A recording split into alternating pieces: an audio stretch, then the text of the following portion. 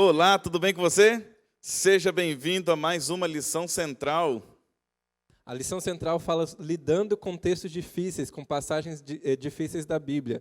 Nós temos uma passagem muito interessante da Bíblia que a gente vai ler daqui a pouquinho. Mas antes a gente precisa começar pedindo para que o Espírito Santo nos ilumine. Então, pastor Flávio, por favor. Vamos orar então. Vamos pedir para Deus sabedoria. Senhor Deus, obrigado pelo privilégio que temos agora de recapitular a lição, onde ela estará abordando ferramentas para entendermos textos difíceis. Mas sabemos que a principal forma de entender esses textos é através da ajuda de Teu Santo Espírito. Então rogamos agora que o Senhor venha derramar sobre nós Teu Santo Espírito, perdoar nossos pecados e nos dar entendimento, para que assim nós possamos entender mais e mais da Tua palavra neste momento, em nome de Jesus. Amém. Muito bem. O texto para memorizar, o texto base da lição, está em 2 Pedro 3, 15 e 16. O que diz nele, pastor Zeca? Nele, Pedro escreve o seguinte: E tende por salvação a longanimidade de nosso Senhor, como igualmente nosso amado irmão Paulo vos escreveu, segundo a sabedoria que lhe foi dada.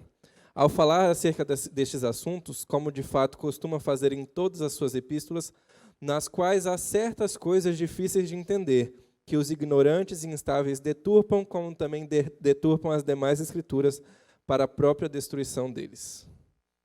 Muito bem, então o Pedro, ele deixa claro aqui que existem trechos que são difíceis de entender. Ele está se referindo aqui especialmente a algumas cartas de Paulo, alguns textos de Paulo. No entanto, isso pode ser usado por toda a Bíblia, porque existem textos desafiadores, profecias, tem algumas parábolas também. Então, tem algumas aparentes contradições, e por falar em contradições, tem pessoas que, por terem dificuldade de entender um texto difícil, acreditam que aquilo, na verdade, é uma contradição. Né, pastor Zeca? Exatamente, mas quando a gente olha, a gente tem que pensar em por que existem aparentes contradições. Né? Primeiro, por que existem essas possíveis aparentes contradições? Por que surgem esses textos difíceis? E existem alguns motivos pelos quais surgem esses textos difíceis. Por exemplo, nós vivemos em épocas muito diferentes da Bíblia. Nossos costumes são extremamente diferentes. Tem a questão da linguagem, que é muito diferente também da nossa. O Antigo Testamento foi escrito em hebraico, a maior parte, e aramaico, uma pequena parte, e o Novo Testamento em grego, e a maioria de nós não falamos essas línguas. Então, nós temos uma distância muito grande entre nós e o texto da Bíblia. Mas a gente consegue entender melhor essas passagens com algumas ferramentas que a gente vai estudar hoje. Né? Você não precisa aprender o grego e hebraico, embora seja interessante, mas você não precisa aprender isso para você entender a palavra de Deus. Muito bem. E uma coisa também que é interessante, logo o apóstolo Paulo, ele já fala ele dá uns conselhos, na verdade, para Timóteo. E em 2 Timóteo, capítulo 2, de 10 a 15, Paulo, ele admoesta Timóteo. E no versículo 10, em seguida, diz assim, Por esta razão, tudo suporto por causa dos eleitos, para que também eles obtenham a salvação que está em Cristo Jesus com eterna glória. Fiel é esta palavra. Se já morremos com ele, também viveremos com ele. Se perseveramos, também com ele reinaremos. Se o negamos, ele, por sua vez, nos negará. Se somos infiéis, ele permanece fiel, pois de maneira nenhuma pode negar-se a si mesmo. Recomenda essas coisas, dá testemunho solene de todos perante Deus, para que evitem contendas de palavras que para nada aproveitam, exceto para a subversão dos ouvintes. Procura apresentar-se a Deus aprovado como obreiro, olha o restante desse verso aqui que interessante, como obreiro que não tem do que se envergonhar, que maneja bem a palavra da verdade. Olha só, temos que manejar bem a palavra da verdade. E a ideia aqui é que nós temos que ter um conhecimento, pelo menos intermediário, de toda a Bíblia. A gente tem que buscar um conhecimento profundo de passagens mais específicas, mas também a gente tem que ter um conhecimento geral da Bíblia para que a gente possa entender de maneira mais clara essas passagens difíceis. E eu me lembro de um professor meu, pastor Flávio, que ele falava o seguinte, olha, ele dava o exemplo da matéria dele, mas eu gosto de usar esse exemplo para falar sobre passagens difíceis da Bíblia. Ele falava o seguinte, olha, eu tenho um filho, né, esse professor tem filho, e esse meu filho, quando ele era criança, muito criança, eu brincava de bola com ele, e eu deixava ele ganhar. Né? Os pais fazem isso com os filhos, deixam os filhos ganhar. Mas quando ele chegou numa idade de 12, 13 anos, o filho começou a falar assim: pai, não tem graça, se o senhor facilitar, não tem graça. E aí a aplicação dessa história é justamente isso. Existem algumas passagens difíceis na Bíblia, porque se toda a Bíblia fosse simplesmente assim, no estralar de dedos, você só olhava para ela e já entendia, não ia ter por que você ler e reler e reler e reler a Bíblia todos os anos. É por causa desses trechos que você vai lá e você pega coisas novas toda vez que você lê, e você tem um entendimento novo depois que você lê mais uma vez, que a Bíblia, é justamente por causa disso que a Bíblia tem essas passagens difíceis, né? Porque se facilitar, não tem graça, né? É o que a gente costuma dizer, né? Se facilitar, não tem graça. Interessante, gostei da história. Eu também, falando de professor, Zequinha, eu também tinha um professor da faculdade que ele falou para mim, ele falou para nós, para os alunos, o seguinte: ele falou, olha, eu estudei durante 20 anos um texto bíblico para fazer meu para poder alcançar meu doutorado. Então ele estudou durante sua graduação, depois seu mestrado, depois seu doutorado, esse mesmo texto. E ele disse o seguinte: eu ainda não sei tudo sobre ele. Um texto. Imagina só, 20 anos gasto de toda a vida estudando apenas um texto e ainda não conseguiu esgotar tudo que aquele texto tem de sabedoria. Aí é complicado, né? Ou seja, nós estamos lidando não é com um livro comum. Se fosse um livro comum, era simples. Eu pegava, sentava e lia ele de forma corrida e pronto, eu entendi do início ao final. Se eu não entendi alguma coisa, voltaria e entenderia novamente. Mas nós estamos lidando com um livro sobrenatural. É um livro que exige de nós não apenas uma leitura apurada, mas também um estudo, e também exige de nós algumas coisas a mais, como, por exemplo, oração e dependência, né, do Espírito Santo. Exatamente. E Ellen White fala que a gente vai passar a eternidade inteira estudando a Bíblia.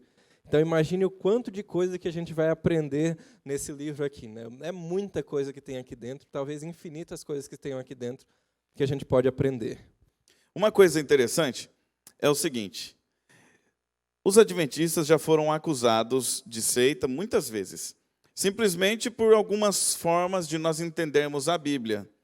Então, por exemplo, nós não cremos que a Bíblia é inerrante. Ou seja, será, pastor Zeca, então a Bíblia tem erro? Essa palavra é uma palavra muito forte, né? Eu até fiquei aqui meio mexido, mas essa é uma palavra muito forte. Mas a gente percebe que existem, de fato, algumas imprecisões. A palavra... Melhor. Imprecisões, talvez seja a palavra certa. Mas, por exemplo, existem algumas imprecisões de data. Por exemplo, Mateus cita um texto que fala que é do profeta Isaías, quando, na verdade, foi um profeta menor que mencionou aquele texto. Então, existem algumas imprecisões dentro da Bíblia, mas não existem, e isso fica muito claro quando a gente estuda a Bíblia, não existem imprecisões nem erros na mensagem que está sendo transmitida. São detalhes. As imprecisões dentro da Bíblia aparecem apenas em detalhes. Pastor Zequinha, a lição não aborda, mas eu acho que vale trazer uma curiosidade bíblica. Na verdade, uma curiosidade histórica. A Bíblia, ela chegou até nós através de cópias e mais cópias, né? E aqui a lição fala um pouquinho dos copistas, mas é interessante porque nem todos sabem o que é um copista. Copistas eram as pessoas que eram responsáveis em copiar a Bíblia. Só que a palavra copista no hebraico é o mesmo que contador. Porque ele, na verdade, quando ele terminava de traduzir, sabe o que ele fazia? De copiar, ele voltava e contava para ver se todas as palavras eram exatamente as palavras que ele copiou. Porém, quem já estudou hebraico, quem já viu a forma da escrita de hebraico, percebeu que existem algumas letras ali que são muito parecidas. E que, se você substituir, muda completamente o sentido da palavra. Em português, nós temos também algumas palavras que, se nós substituirmos uma letra, muda completamente o sentido daquela palavra. E então, por causa disso, nós temos, sim, algumas imprecisões, como corrigiu bem aqui o pastor Zequinha, em respeito à Bíblia, às cópias. Mas... e aí, pastor Zé, como é que eu faço para resolver agora esse problema? Então, eu não posso confiar 100% no texto bíblico? Não só posso, como devo confiar plenamente no texto bíblico. O texto bíblico ele é plenamente confiável porque, apesar desses detalhes que foram dessas imprecisões que apareceram ao longo do texto bíblico, que são apenas em detalhes, os copistas, como o pastor Flávio disse, eles eram muito minuciosos no seu trabalho. Então, por exemplo, até um pouco antes de 1940, o manuscrito mais antigo que a gente tinha da Bíblia, ou seja, a cópia mais antiga que a gente tinha da Bíblia, datava da Idade Média, ou seja, era uma cópia muito recente. Só que lá por 1940 e poucos, eles encontraram os famosos manuscritos do Mar Morto, que datam de 300 anos antes de Cristo. Então, é muito tempo de diferença. E eles compararam essas diferenças entre dos manuscritos do Mar Morto com os mais antigos que a gente tinha, que era da Idade Média, e perceberam que as diferenças eram insignificantes. Como eu disse, eram apenas detalhes, né? Então, são textos muito confiáveis e a mensagem ela permanece inalterada ao longo dessas cópias. O interessante também é que a maioria dos escritos antigos, livros antigos, como desses grandes filósofos da antiguidade, eles quase não têm cópias. E, detalhe, alguns deles nem têm cópias. Existem histórias do passado também que nem tem nenhum relato escrito, um documento escrito, mas nós cremos que são verdadeiras. Por exemplo, a história do grande conquistador Alexandre o Grande. Não tem nenhum documento com o nome dele. E pasmem, ele existiu, fez parte da história, mas não tem nenhum documento. A Bíblia, de todos os livros antigos que existem no planeta, é o livro que tem o maior número de cópias de todos eles, tanto do Antigo Testamento quanto do Novo. Só do Novo Testamento, né, pastor Zé, que você falou aí dos escritos de Qumran, das cavernas lá do Mar Morto, onde eles encontraram os escritos que foram guardados em potes de barro pelos essênios. Antes da grande destruição lá de Jerusalém, do ano 70, eles guardaram ali para preservação. E aí o que acontece? Depois de milhares de anos, mais de cerca de 1.800 anos, como você disse, por volta ali de 1940 foram encontrados. Então, mais de 1.800 anos depois foram encontrados esses escritos. Estavam preservados porque eles foram escritos em pergaminhos, em rolos e também alguns papiros. Muitos papiros tinham ali também. Papiros, para quem não sabe, são folhas feitas com junco, que é uma planta que dá no brejo. Eles prensavam o talo para ele ficar bem fino, deixava secar e utilizava isso como papel. Foi um dos primeiros papéis a serem criados pelo homem. E como ele não tinha muita durabilidade, o pergaminho veio substituindo o papiro ao longo do tempo, porque o pergaminho era feito de couro. E ele também podia ser reutilizado. Eles podiam lavar e escrever por cima. Então, uma curiosidade interessante. E o interessante é que do Antigo Testamento existem milhares de cópias. Do Novo Testamento passa de 5.000 cópias. 5.000 cópias. E aí, sabe o que é interessante, pastor Zeca? É que do Novo Testamento, tendo cerca de 5.000 cópias, nós podemos, por exemplo, pegar um texto de Mateus e analisar nessas cópias escritas no original ali em grego, né? Não são os textos originais, mas são cópias do original, cópia da cópia. E aí você pode ver através de cópias de diferentes localidades. Tem cópias que vieram lá de Alexandria, daquelas regiões ali, depois uma região mais da Ásia. Então, essas cópias foram juntadas e quando se compararam, viram que os detalhes realmente eram apenas imprecisões, como, por exemplo, uma referência, como Mateus fez, ao invés de fazer de Isaías, era Zacarias, né, falando do jumentinho. Outras referências, ou então, às vezes, um número ou outro, como o apóstolo Paulo fala dos 25.000 que sucumbiram em um só dia, e você vai lá no texto do Antigo Testamento, é um número diferente. Então, são coisas pequenas que não alteram o sentido do texto. E a gente tem que lembrar que, muitas vezes, eles usam aproximações, né? Então, a linguagem, a contagem dos dias não é a mesma coisa que acontece hoje. Então, hoje, eles não tinham um dia de 24 horas, eles não tinham um relógio que contava 24 horas. Então, eles tinham divisões de horários muito menores. E se passou do dia, passou a noite, já é outro dia, já conta como um dia. Então, a gente tem o terceiro dia depois da morte de Jesus e outras coisas assim. E tem alguns que contam diferentes ali. Então, existem algumas discrepâncias de visão de mundo, talvez de cultura, mas não da mensagem ali presente, né? Da cultura, mas não da mensagem. É interessante que a hermenêutica ajuda a gente nisso, né? A hermenêutica, ela é a ciência da interpretação de textos. Então, por exemplo, existe hermenêutica também no direito. Todos que estudam direito abordam muito, essa palavra é muito utilizada no direito, porque tem os textos das leis, da Constituição e das leis, onde precisa de uma hermenêutica, uma interpretação. E a hermenêutica nos traz ferramentas para interpretar o texto bíblico. E uma das ferramentas é a exegese. Fique tranquilo, você não precisa ficar decorando todas essas nomenclaturas, mas é só para você entender como não é tão difícil assim nós estudarmos a Bíblia. A exegese nada mais é, olha como é simples. É um nome difícil para uma coisa simples. A exegese nada mais é que você procurar saber o contexto que aquelas pessoas estavam vivendo. Por exemplo, Jesus vai lá e conta a parábola da ovelha perdida. Então, qual é a exegese que eu tenho que fazer no texto? É tentar identificar para quem que ele falou. Ele estava falando para quem? Para uma nação que já estava acostumada a lidar com um rebanho de ovelhas, né? Qual era o contexto?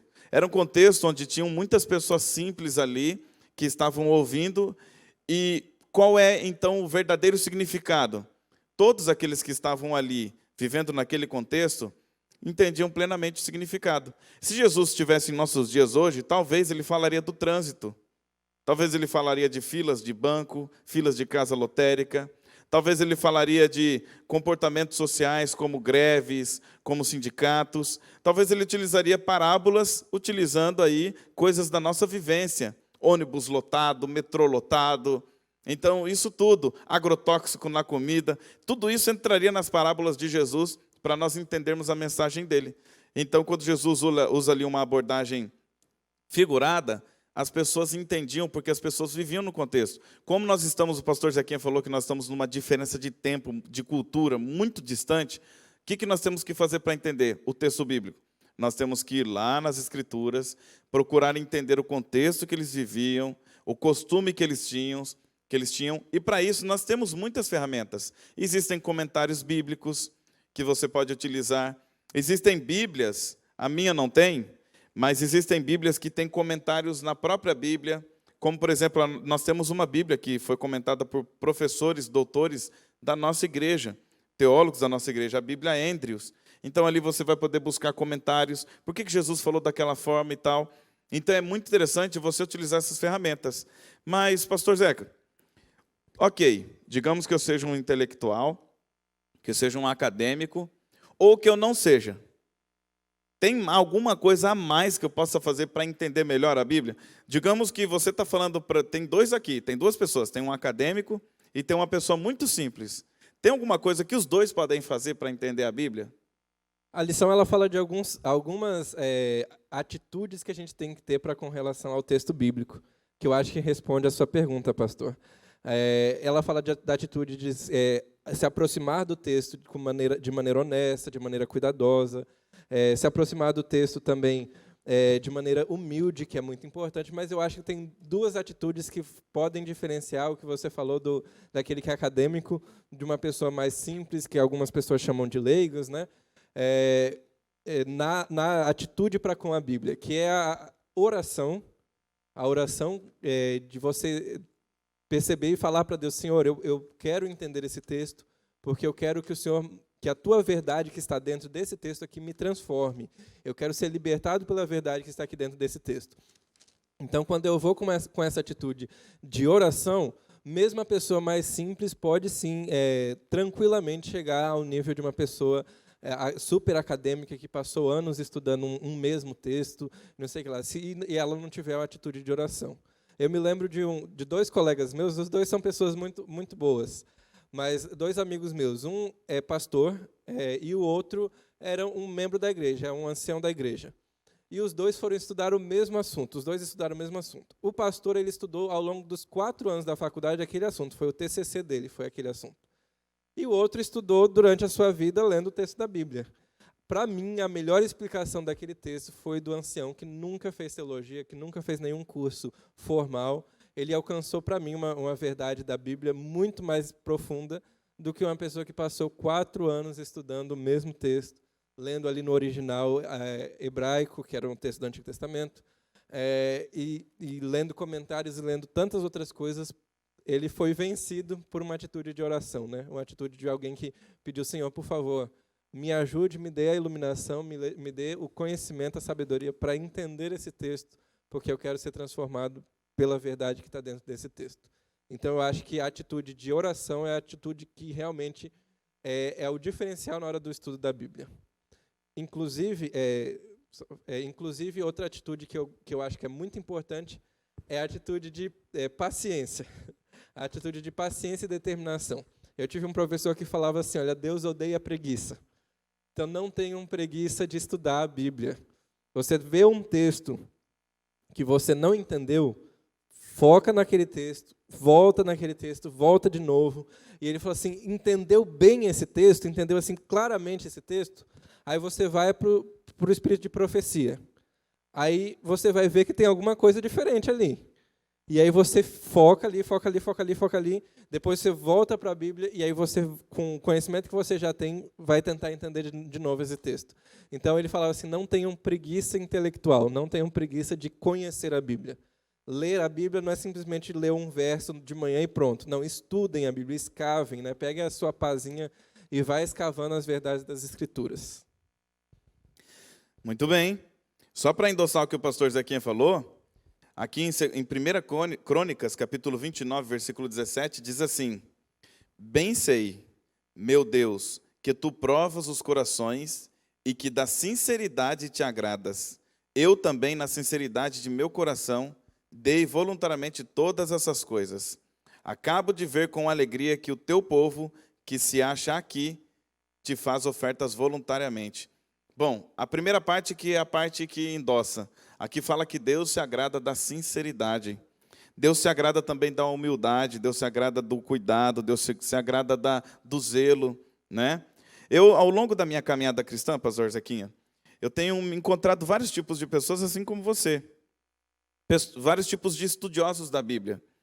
E realmente, as pessoas que eu percebo que conseguem ter uma experiência mais profunda são aquelas pessoas que se colocam diante de Deus não como arrogantes, mas como pessoas que dependem mesmo de Deus para entender a Bíblia. O problema é quando alguém começa a achar que não precisa de mais nada. Então, não são raras as vezes que alguém vai à igreja e pensa, é fulano de tal que vai pregar? Então não vou ter nada para aprender com ele. Entende? Porque quando você vai à igreja e fica com o coração totalmente humilde diante da palavra de Deus, uma coisa é certa. Pode ser a pessoa mais simples do mundo que estiver pregando. Pode ser uma pessoa analfabeta, que tem pessoas analfabetas que pregam. Uma pessoa analfabeta que nem tem leitura, mas conseguiu decorar muitos textos bíblicos, dali sairão coisas preciosas para a tua vida. Então, a nossa atitude diante da Bíblia também faz a diferença, né, pastor Zequinha? E pegando esse gancho aí, pastor, eu tinha um outro professor, né? Só falando um monte de professor aqui, mas ele lembrava para a gente aquele texto da Bíblia de Isaías que fala assim, que a palavra de Deus nunca voltará vazia. Nunca voltará vazia. Então, quando você para ouvir a palavra de Deus, se você deixar Deus tocar no seu coração, ele vai tocar forte. Né, ele ainda dava o exemplo assim, né, chegou um irmão para ele e falou assim, pastor, eu não sei pregar a palavra, eu só sei ficar contando um monte de ilustrações e não consigo pregar a palavra. Aí esse professor falou assim para ele, irmão, abre lá em Gênesis capítulo 1, verso 1. Diz, no princípio criou Deus os céus e a terra. Aí você simplesmente diz, irmãos, o texto está dizendo aqui para a gente que no princípio Deus criou os céus e a terra. Isso, a palavra de Deus, ela é capaz de tocar alguém só com isso, só com essa frase. Ela já é capaz de tocar a vida de alguém. Então, se a gente deixa a palavra de Deus nos tocar, tem essa atitude de humildade, de disposição em servir, a gente vai sim ser tocados pela palavra de Deus. Nós vamos sim ser tocados pela palavra de Deus. E sabe, uma coisa que é muito bonita, essa nossa postura diante da palavra de Deus, eu acho muito bonito quando você vê uma pessoa que tem um profundo conhecimento bíblico, mas você percebe que ela não se coloca, não fica se colocando como exemplo para todo mundo, não fica se colocando como acima de todo mundo, não fica se colocando como superior a todo mundo, mas ela entende que ela é pecadora, que ela precisa de Cristo e que ela precisa do entendimento do Espírito Santo para conseguir compreender a palavra de Deus. Então, isso daí também faz muita diferença. Mas agora vem uma coisa muito importante aqui, porque humildade é você reconhecer que precisa da ajuda de Deus, ok. Mas, e quando eu tenho certeza de um texto? Eu tenho que continuar achando que eu não sei? Isso é humildade? Ter certeza de algo e ficar com aquela, não, mas vai que não seja assim. Será que é assim? Isso é humildade? O que você acha, pastor Zequinha? Porque tem pessoas que têm essa dificuldade. A pessoa ela tem certeza de algo, porque a Bíblia está deixando claro aquilo, mas ela, para manter a humildade, ela vive como se fosse uma incerteza. Ok, a gente tem que ter humildade quando a gente vai falar com as outras pessoas, né? Não chegar de forma arrogante, principalmente com quem crê de forma diferente da gente, chegar assim, ó, você está errado porque está claro esse texto aqui. Você tem que ter certeza dentro do seu coração, a atitude dentro do seu coração tem que ser de certeza, mas a humildade não é você duvidar. A humildade é você saber de fato quem você é. Você sabe que é limitado, você sabe que é pecador. Mas se você sabe que você passou tanto tempo nesse texto e você entendeu esse texto, então você tem certeza do que aquilo quer dizer, né? Eu gosto de pensar em Jesus, que Jesus era uma pessoa muito humilde. Jesus era talvez a única pessoa humilde que de fato pisou na face da terra, que foi humilde o tempo inteiro. Mas ele sabia quem de fato ele era. E tinha momentos que ele se impunha, né? Ele falava, eu sou quem eu sou, né? Eu sou, simplesmente, ele disse em algum momento. João 8:58. Mas então, humildade é você saber quem você é. Saber quem você é. No caso, nós que somos seres humanos, nós sabemos que nós somos falhos, somos pecadores, somos duros de entendimento, como Jesus fala para os discípulos, né? Vocês são duros de entendimento, nós também somos, mas nós temos algumas certezas dentro da palavra de Deus e a gente tem que manter essa certeza no coração. Então, humildade tem mais a ver com a gente, né? Nós que somos pecadores, e não com a palavra. Nós temos que ter humildade no sentido pessoal, né? Então, certeza nós podemos ter, então. Porque a Bíblia é algo que ela nos dá certeza de muita coisa. Por exemplo, ela nos dá certeza de salvação. Eu posso ter a certeza que eu estou salvo em Cristo Jesus. Porque Jesus garantiu a minha salvação. Não porque eu sou bom, mas é porque a garantia está nele. Está nele. Outra coisa, eu tenho garantia de que os mandamentos de Deus são verdadeiros, são fiéis e são eternos. Não porque eu entendi assim, mas é porque a Bíblia deixa claro isso. E a Bíblia é a garantia da certeza. Então, a partir do momento, como o pastor Zequinha falou, que eu entendo algo e tenho certeza daquilo, eu não preciso ficar com dúvida porque a certeza está na palavra. E a humildade está em mim. Tem que estar em mim, na verdade, né? Ela deve estar em mim. Agora, nós também precisamos ter determinação e paciência. Foi até pincelado um pouquinho aqui pelo pastor Zequinha. Nós temos que ter paciência. E você sabe que essa é uma das características do povo dos últimos dias. Lá em Apocalipse capítulo 12, 17, e também Apocalipse 14, 12, começa falando de paciência. Aqui está a paciência dos santos. Provavelmente na tua Bíblia está perseverança, mas paciência é sinônimo de perseverança. Aqui está a paciência dos santos, os que guardam os mandamentos de Deus e têm o testemunho de Jesus. Entende? Então, uma das coisas é determinação e paciência. É porque é o seguinte, eu já vi pessoas, e eu já passei por isso, não tenho vergonha de dizer, e também já conheci pessoas que vieram a recorrer a mim, como pastor, para pedir ajuda, pessoas que não conseguiam entender esse determinado texto bíblico, determinada passagem bíblica, e estavam decididas a desistir de ler a Bíblia e de entender. E eu já passei por uma crise dessa, porque chega um momento, dependendo do texto bíblico que você chegar ali, se você não tiver uma ajuda, se você não tiver uma ferramenta adequada, você para e você começa a se sentir inferior porque não consegue entender. Mas existem textos que realmente nós definitivamente não vamos conseguir. Tanto que lá em Deuteronômio 29, 29 diz que tem coisas que são mistérios, tem coisas não reveladas que pertencem a Deus. Então nem tudo está revelado. Tem perguntas que nós não sabemos responder. Tem muita gente que pergunta coisas sobre o céu que não está revelado, né, pastor Zé? Como é que eu vou fazer? Não tem como. Tem coisas que estão ainda muito distantes do nosso conhecimento. Mas aí entra uma coisa. Nós temos que ter determinação e paciência para estudar aquilo que está revelado, né? Então, tem o que está revelado, nós temos que ter paciência e perseverança. E é muito gostoso quando você, depois de tanto tempo estudando o mesmo texto, você chega a uma... Não é solução. Eu gosto de dizer que a gente não tem que estudar de fato e passar tempo com a Bíblia só com os textos difíceis. Porque tem muitas coisas nos textos fáceis que, se você não prestar atenção, vão ficar ali meio que escondidas. Então, se você estudar aquele texto com atenção, vão saltar aos seus olhos. E quando você descobre coisas novas dentro da Bíblia, quando você descobre algo novo, ou quando você está com um texto que parece meio complicado, você consegue entender finalmente ele, é uma sensação de prazer que você sente, uma sensação de felicidade de ter alcançado, de ter sido iluminado pelo Espírito Santo para entender aquela passagem. Interessante. Agora, uma coisa que eu gosto aqui, que eu gostei muito da lição, que nós já estamos chegando no final dessa lição. Uma coisa que eu gostei muito dessa lição. Existem muitas abordagens na Bíblia, existem muitas questões literárias. A Bíblia tem várias diferenças literárias. Como que eu poderia dizer? Existem textos que são cartas, existem histórias, existem profecias, existem parábolas. Então, cada forma literária de escrever é uma abordagem diferente, é uma forma diferente de estudar.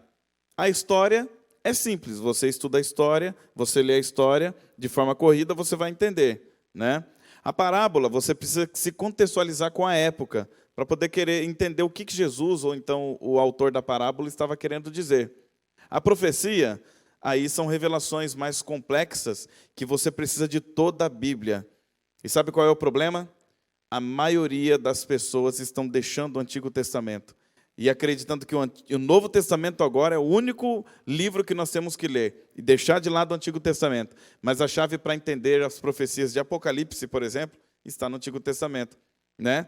Então, mas ainda nesse tema, e vindo aqui para uma questão muito interessante, pastor Zeca, tem um povo citado em Atos, capítulo 17, versículo 11, né? Uma turminha ali que não aceitava qualquer coisa. Não aceitava qualquer coisa. Tinha que estar escrito o que falava. Você quer comentar sobre essa turminha, pastor? E eu gosto muito de pessoas que são assim também, que quando eu apresento alguma coisa da Bíblia, vão lá e questionam. Eu gosto quando isso acontece, porque quer dizer que não está aceitando o que eu estou falando. Ele quer aceitar o que a Bíblia fala. Ele quer entender o que a Bíblia fala. Então, Atos 17, verso 11 em diante, vai falar dos bereanos, que Paulo ia pregar nas cidades ali da Ásia Menor, em especial. E aí teve uma cidade, Tessalônica, aceitou tudo que Paulo falava, muito bonito, que legal. E os bereanos não, falavam assim, eu ouvi o que você falou, gravei aqui no meu gravador, agora eu vou lá para casa, vou conferir todas as passagens que você citou e vou ver se o que você falou é verdade ou não.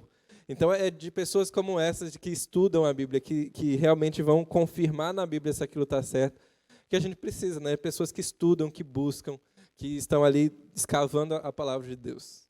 Muito bem, então, a luz da verdade nós encontramos na Bíblia. Então, nós não devemos confiar em tudo que se ouve por aí, não é? Porque existem muitas mentiras, muitas coisas erradas sendo ditas por aí a respeito da Bíblia. E tem muitas pessoas eloquentes, pessoas que são preparadas intelectualmente, mas que falam coisas que não condiz com as Sagradas Escrituras.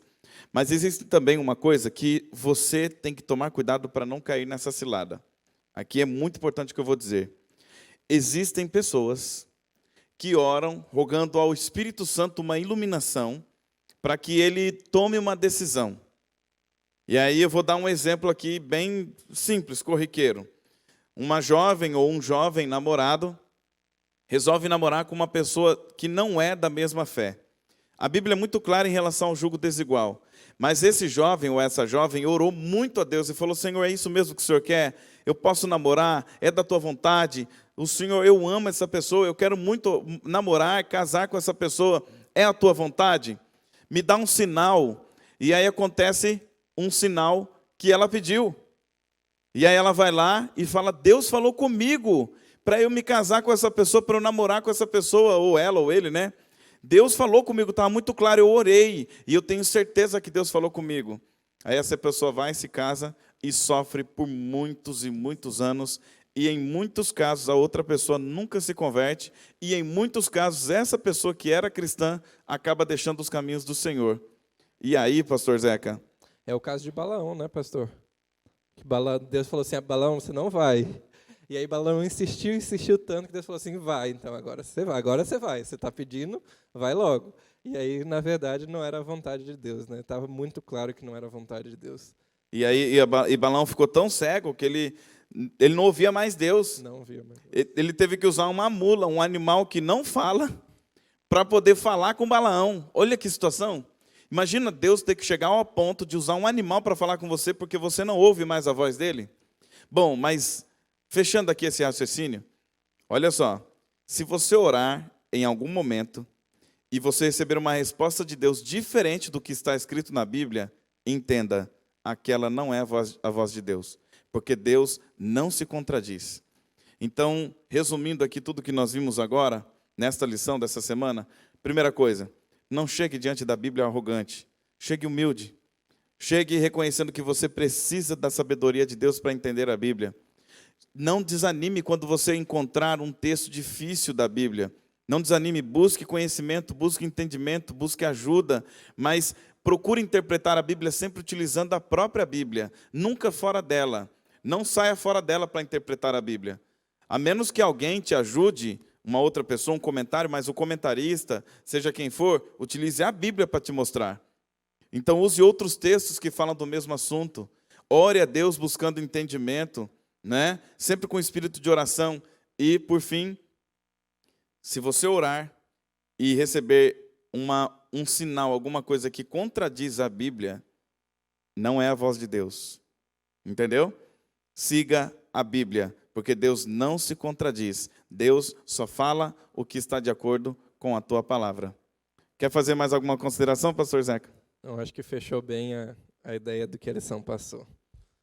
Vamos orar então? Querido Deus, muito obrigado pela lição que nós recapitulamos agora. Obrigado porque nós aprendemos que, embora a Bíblia tenha textos difíceis, é o teu desejo que nós passemos tempo estudando a tua palavra, escavando as Escrituras, para entender melhor o que o Senhor espera de nós. E para que a verdade que está contida na Bíblia nos transforme.